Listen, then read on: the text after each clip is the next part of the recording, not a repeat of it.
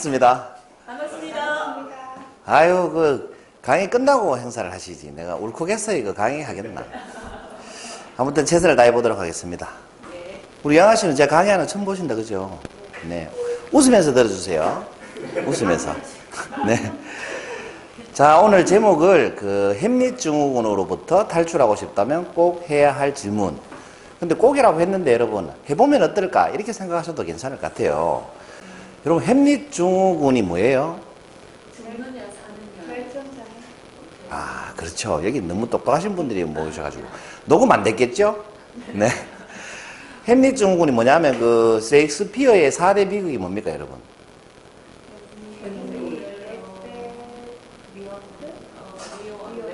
네, 그겁니다. 그 비극 중에 하나가 햄릿인데, 햄릿이 왜 삼촌이 아버지를 죽이고, 엄마하고 결혼하고, 그 사실을 아버지가 유령이 돼서 나타나가지고, 너가 삼촌이 나를 죽였다. 간단하게 요약하면. 그래서 햄릿이 그 사실을 알게 되고, 복수를 해야 되는데, 이 삼촌을 죽일까 말까를 끊임없이 망설이는 거예요.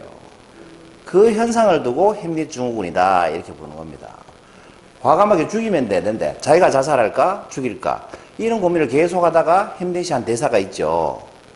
그 대사가 바로 영어로 말하면 그래요. To be or not to be, that's the question 이렇게 얘기했는데 우리말로 하면 뭐예요? 죽느냐 사느냐 그것이 문제다. 이렇게 유명해진 말이 바로 이거죠. 그래서 이런 현상을 두고 햄릿증후군이다 이렇게 얘기합니다.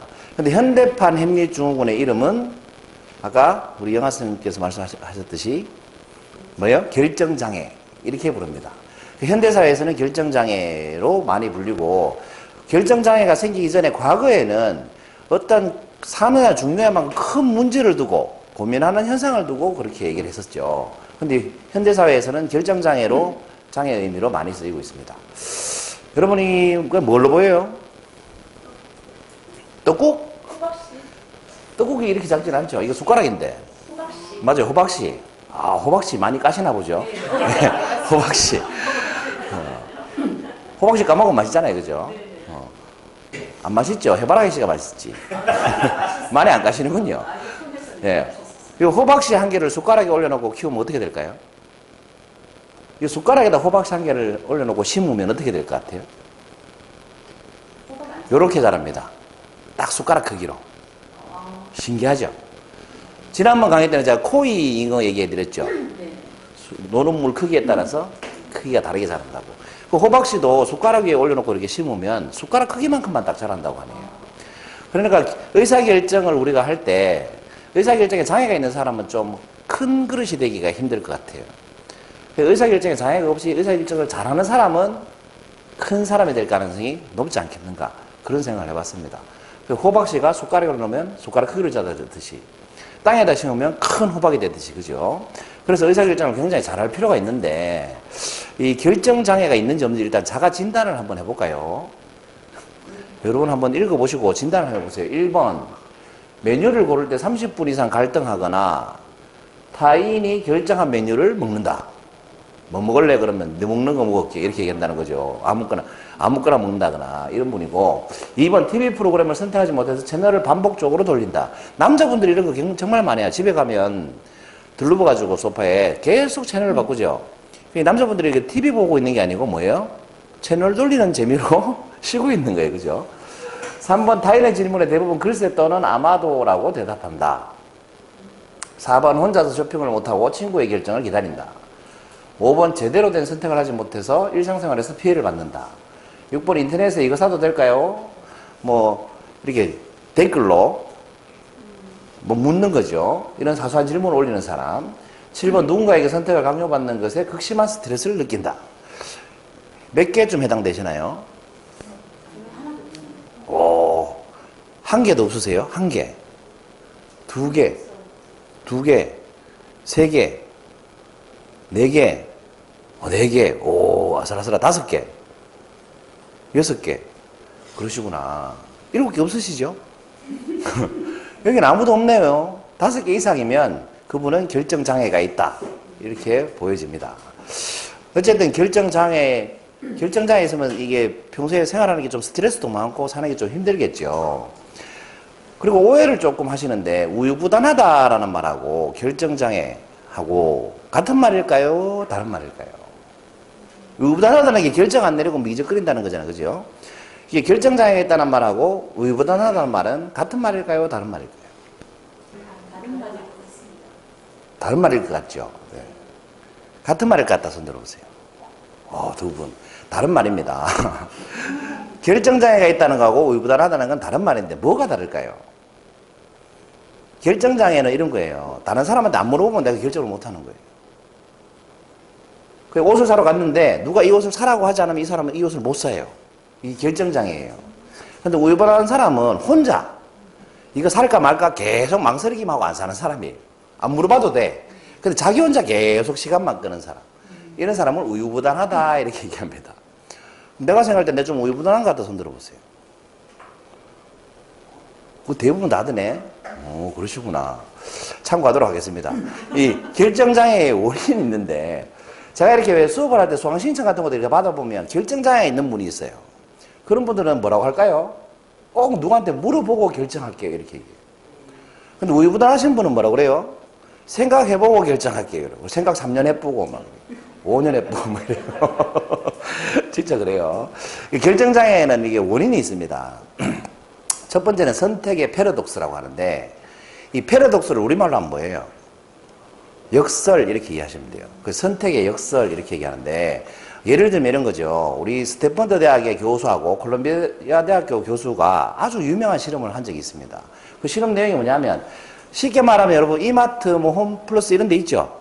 그런데 이제 시식 코너를 빌린 거예요. 이 두 교수가 빌려가지고 잼을 이제 전시해 놓고 시식 코너를 운영을 했습니다. 근데 이제 보면 왼쪽에 보면 24초이스라고 돼 있잖아요. 그죠? 그 잼을 24가지를 갖다 놓은 거죠. 같은 매장에 코너를 두 개 만들어 가지고 한쪽 코너는 잼을 24종류를 갖다 놨어요. 두 번째 코너는 잼을 6종류를 갖다 놨어요. 그러면 이 어떤 그러니까 24개 전시해 있는 곳하고 6개 전시해 있는 곳하고 어떤 곳에 손님이 많이 모였을까요? 이 퍼센티지로 6개가 많이 모였을 것 같아요. 여기 가면 잼을 24가지를 맛볼 수 있고 여기 가면 잼을 6가지 맛볼 수 있는데 잼에 관심이 없구나. 24가지 전시해 놓은 곳에는 60%, 6가지 전시해 놓은 곳에는 40%의 고객이 모이더랍니다. 그 10명이 들어왔으면 6명은 24가지, 4명은 6가지로 가더라는 거죠. 그리고 이 중에 2가지를 맛보라고 했어요. 이 모인 사람들한테. 2가지만 맛볼 수 있다라고, 그러니까 24가지 중에 2개, 6개 중에 2개겠죠. 맛보라고 했어요. 맛보고 난 다음에 이 구매 확률을 딱 조사를 해보니까 24가지, 일단 24가지 잼을 전시한 곳에서 구매를 많이 했을까요? 6가지 잼을 전시했는 곳에서 구매를 많이 했을까요? 6가지. 응? 6가지. 여러분도 6가지 쪽에 구매를 많이 하시는구나. 비율이 어느 정도 차이 날까요? 몰리기는 24가지에 더 많이 모였잖아요. 그죠? 모이기는 24가지에 더 많이 모였는데 실제 구매 확률은 보니까 24가지는 3%, 6가지 종류인데는 30%가 구매를 하더라는 겁니다. 그러니까 이게 뭐예요? 아까 선택의 패러독스라고 했죠. 사람들은 선택할 거리가 너무 많아지면 스트레스를 받는다고 해요. 그래서 선택하는 걸 싫어한다는 거지. 그리고 6가지 정도면 그러면 선택하기 가장 좋은 숫자는 얼만큼이냐? 우리 마케팅 전공이시니까 잘 아시겠네요. 몇 가지가 제일 적당하죠? 사람들이 선택하기 가장 좋아하는 숫자 24가지 너무 많고 그렇죠. 3가지에서 6가지일 때 사람들이 가장 선택하기를 좋아한다고 해요. 그러니까 여러분 식당 가서 메뉴판에 6가지 이상 있으면 아무거나 시키는 거지. 6가지 미만이면 내 먹고 싶은 걸 시키는데 6가지가 넘어가면 주문하기가 싫어지는 거예요.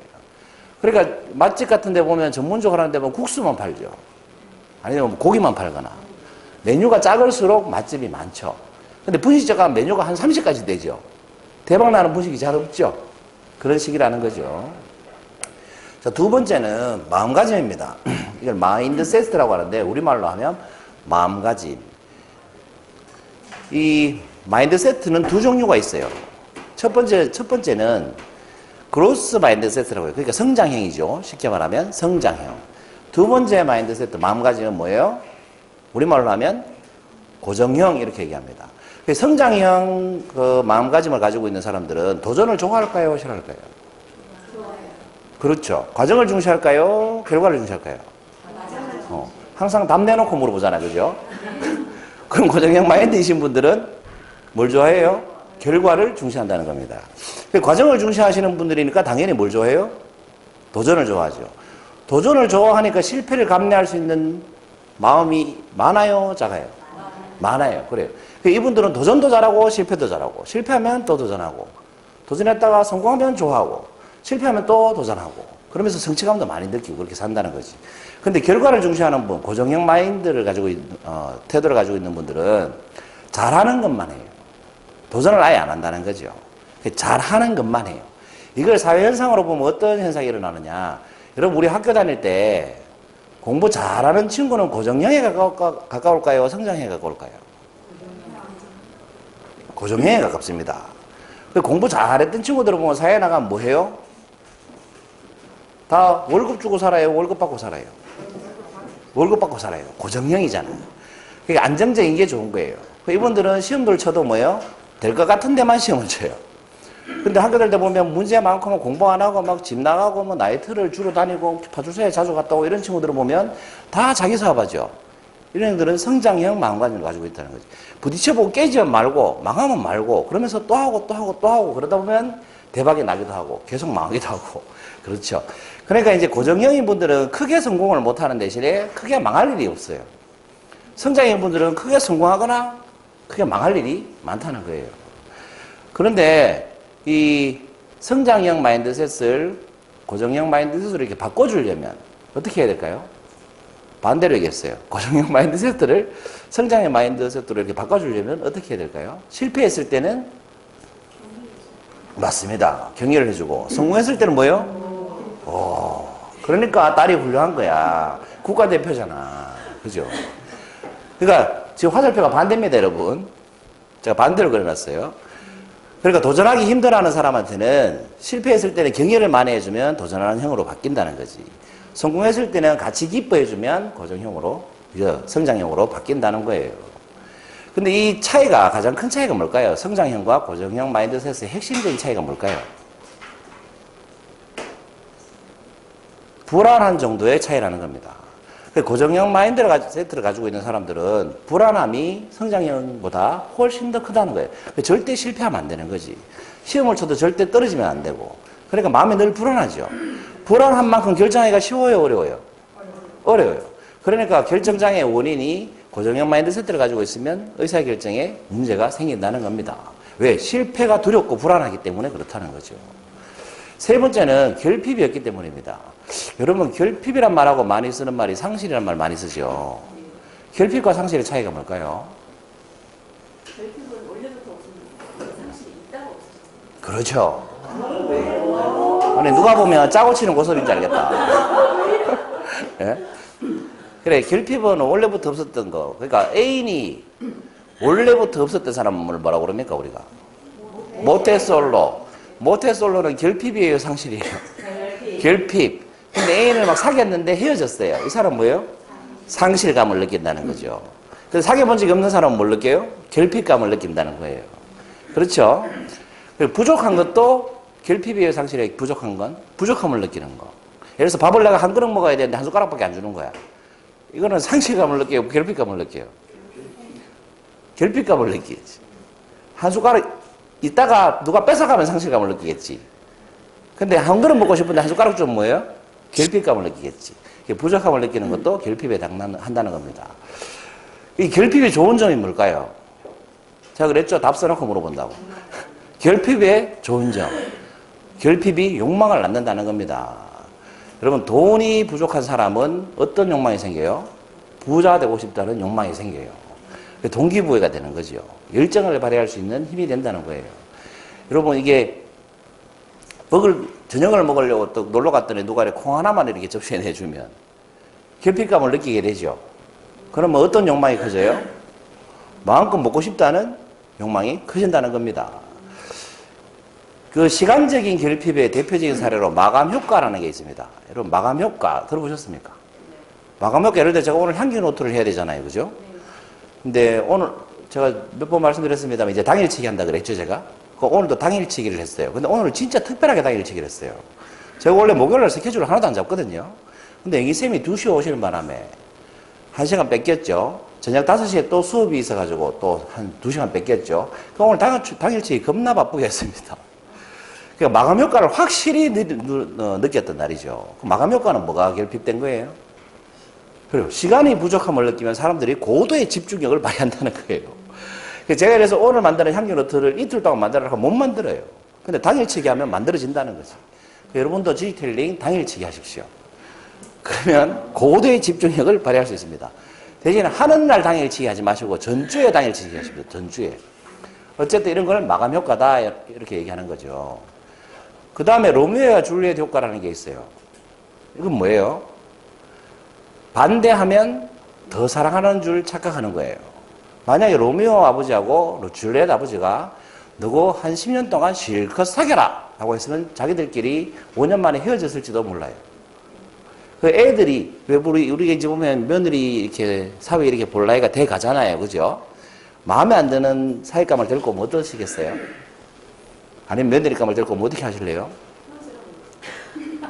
헤어지라고 하잖아요. 그게 무슨 뜻이냐 하면 불타는 사랑을 하라고 가르쳐 주는 것과 똑같다는 거죠. 절대 헤어지라고 하면 안 돼요. 얼마 전에 제 딸이 굉장히 마음에 안 들어하는 남친을 데리고 왔더라고요. 그래서 제가 정말 마음에 안 들어 했어요. 그래서 이제 의논을 해보니까 아내하고 냅두래요. 그래서 저는 반대하고 싶으면 미치겠는데 냅두래요. 그리고 묻지도 말래요. 저는 묻고 싶으면 미치겠는데. 그래서 계속 냅뒀어요. 근데 아니나 다를까 헤어지대요. 너무 좋았어요, 속으로. 그런데 아는 척을 안 했습니다, 딸한테는. 그 딸이 엄마한테 뭐 아빠한테 얘기를 안 하는 거예요. 왜 나한테는 얘기 안 하냐고 그랬더니 아빠가 너무 좋아할 것 같아서 얘기 안 했다고. 아무튼 그런 걸. 그러니까 이게 마음에 안 드는 배우자감을 데리고 오면 자식이 열렬하게 10년 동안 사귀라. 너가 10년 동안 마음껏 사귀어보고 그때도 결혼하고 싶은 마음이 들면 내가 허락해줄게. 이렇게 얘기하면 5년 내로 대부분 다 헤어진답니다. 그리고 호르몬 변화로 보면 3년이 한계라고 합니다. 3년 지나면 더 이상 사랑하는 줄 모른답니다. 의리로 살지. 그러니까 10년 동안 마음껏 사귀라고 하면 반대할 이유가 전혀 없습니다. 근데 반대하는 순간 뭐예요? 이 사랑이 결핍되는 거죠. 사랑할 기회가. 그래서 이 사랑이 더 크게 느껴지는 거예요. 우리의 사랑은 반대에도 불구하고 영원할 거야. 이런 마음이 생기기 시작한다는 거예요. 그래서 절대 안 헤어집니다. 그러니까 절대 반대하지 마십시오. 응용해 봅시다. 애가 게임을 매일 해요. 그 엄마들이 매일 뭐라고 해요? 게임 하지 마라. 제발 하지 마라. 아니면 시간 정해놓고 해라. 계속 이렇게 얘기하죠. 그러면 애가 게임을 몰래 하죠. 그거 지키는 애 봤습니까, 여러분? 우리 애는 안 지키던데. 여러분 애들은 지킵니까? 안 지킵니다. 몰래 하고 친구 집에 가서 하고 친구 집에 자고 올게 하고 밤새도록 하고 이럽니다. 거짓말 만드는 거예요. 거짓말만. 그럼 얘가 게임을 못하게 하려면 어떻게 해야 돼요? 공부하면 책 뺏어가지고 게임해라고 그래야 돼요. 책 읽으려고 그러면 독서하지 말고 게임하라고 그러세요. 그리고 학교 교과목에 게임을 넣는 거예요. 그리고 예습 배우라고 그러고 과제 내고 게임 5시간 하기 숙제 내고 이러면 애들이 게임을 할까요 안 할까요? 절대 안 합니다. 그리고 결핍이 없기 때문에 그걸 계속 하는 거예요. 우리가 뭔가를 하지 않는 이유는 결핍감을 못 느끼기 때문입니다, 여러분. 먹고 살만하면 자기개발을 안 하는 거죠.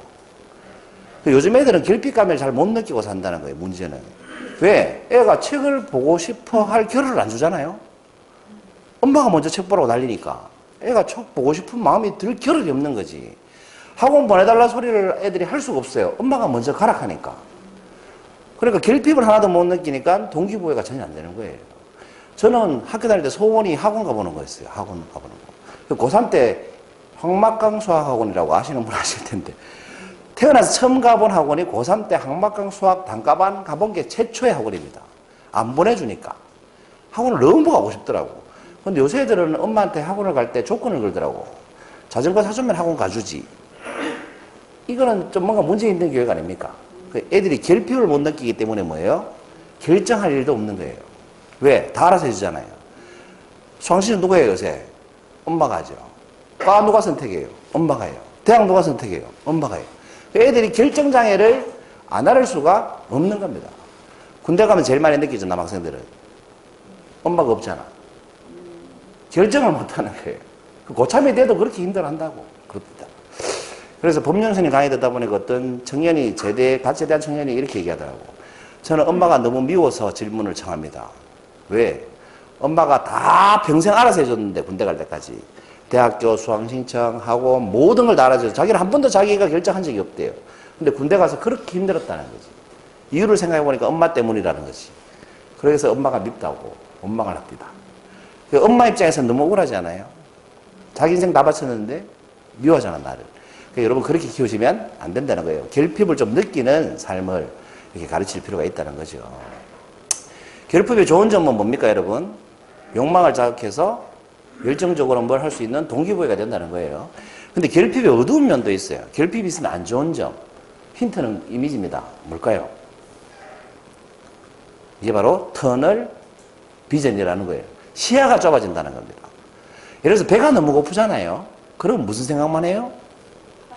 밥 생각만 해요. 그러니까 여러분이 지금 배가 굉장히 고프면 제 강의가 귀에 하나도 안 돌아요. 밥 생각만 나거든. 근데 음식 사진 보여주면 어떻게 되겠어요? 미치는 거지 뭐. 그렇죠? 이게 실제로 사회에 어떤 영향을 미치냐면 미국의 소방관들의 죽음을 통계를 내보니까 화재 진압하다가 죽는 소방관 숫자하고 출동하다가 죽는 소방관 숫자하고 비슷하다는 거예요. 왜 그럴까요? 불 꺼야 되는데 이 생각만 하면 시야가 좁아지죠. 그래서 시야가 좁은 상태로 막 급하게 불 끄는 데만 집중해서 달려가다 보면 안전벨트를 안 맨다는 거예요. 좌회전 급하게 나쁘고 교통사고 나쁘고 그래서 죽는 소방관들이 그렇게 많답니다. 이게 바로 터널 비전이라는 겁니다. 우리가 뭔가 이렇게 결핍이 되면 그거에만 집중하는 경향이 생겨요. 예를 들어서 아까 로미오와 줄리엣 효과도 똑같아요. 사랑하는데 누가 반대하면 결핍이 생기죠. 그럼 그 사랑에만 집중을 해서 공부도 안 하고 아무것도 안 해요. 미친 듯이 그것만 하는 거예요. 앞일도 내다볼 줄 모르고 주변도 둘러볼 줄 모르고 자기를 생각만 하고 이렇게 되는 거예요. 그게 바로 터널 비전이다 이렇게 얘기합니다. 이게 결핍의 안 좋은 점입니다. 그래서 결핍이 생기면 우리가 어떻게 컨트롤 하느냐, 내가 어떻게 컨트롤 하느냐, 그게 이슈겠죠. 지금까지 세 가지 말씀드렸는데 결정장애의 원인 첫 번째 뭐였습니까 여러분? 선택의 패러독스. 배고프십니까? 전혀 강의를 안 들으신 것 같네. 두 번째 뭐였습니까? 그냥 마음가짐이라고 그랬죠. 이 마음가짐의 핵심은 뭐라고 그랬습니까? 고정형하고 성장형인데 핵심적인 차이가 뭐? 불안감을 느끼는 정도가 다르다라고 했어요. 세 번째 뭐예요? 결핍의 부족 때문에 결정장애가 생긴다라고 했습니다. 자, 오늘 제목으로 돌아오면 여러분 햄릿 증후군으로부터 탈출하고 싶다면 꼭 해야 할 질문. 이걸 햄릿 증후군을 다른 글자로 바꾸면 뭐라고 그랬어요? 결정장애를 극복하고 싶다면 꼭 해야 될 질문 뭘까요? 힌트를 더 드리면 이렇게 됩니다. 내가 오늘 네모면 어떻게 할 것인가? 이렇게 질문하면 됩니다. 네모 안에 뭐가 들어갈까요? 힌트를 하나 더 드릴게요. 메멘토 모리라고 아십니까? 들어보셨어요? 그 역사 선생님 바로크 시대가 언제입니까? 바로크 시대요? 네. 14, 5세기. 14, 5세기. 그때 유행했던 말이 바로 이 메멘토 모리입니다. 네. 메멘토 모리가 우리말로 하면 죽음을 기억하라 라는 뜻입니다. 죽음을 이거를 기억하라. 지금 녹음되고 있으니까 정확하게 얘기하셔야 돼요. 아무튼 바로크 시대에 굉장히 유효했던 문화가 바로 메멘토 모리라는 거예요. 죽음을 기억하라 라는 겁니다. 그래서 그림을 보면 이런 식의 그림이 대부분입니다. 손에 뭐가 있는 것 같아요? 해골을 무릎에 얹어놓고 있습니다. 그 사람들이 늘 죽음과 함께 뭔가를 했다는 거예요. 일상생활을 할 때도 늘 죽음을 생각하면서 살았고 예술가들도 늘 죽음을 기준으로 뭔가를 표현했다는 겁니다. 이게 바로크 시대의 특징이에요. 이때 할때도 철학자가 이런 말을 했죠. 윤영기가 죽으면 죽으면이죠. 지나면이 아니고 죽으면 청년기가 오고 청년기가 죽으면 노년기가 오고 어제가 죽으면 오늘이 오고 오늘이 죽으면 내일이 온다. 그러니까 늘 죽어야 뭔가 새로 오는 거예요. 그죠? 이게 이 시대의 문화였다는 겁니다. 마인드고. 그러니까 이것을 해석하면 어떻게 됩니까? 결국 삶은 그 자체로 죽음의 연속이라는 거죠. 뭐가 죽어야 새로운 게 오니까. 죽음의 연속이고 처음부터 삶 안에는 죽음이 포함되어 있었다. 이런 사상을 포함하는 게 바로크 시대의 특징이었다는 겁니다. 이게 힌트입니다. 이제 내 마음에 뭐가 들어갈까요? 그렇습니다. 오늘 내가 죽으면 어떻게 할 것인가.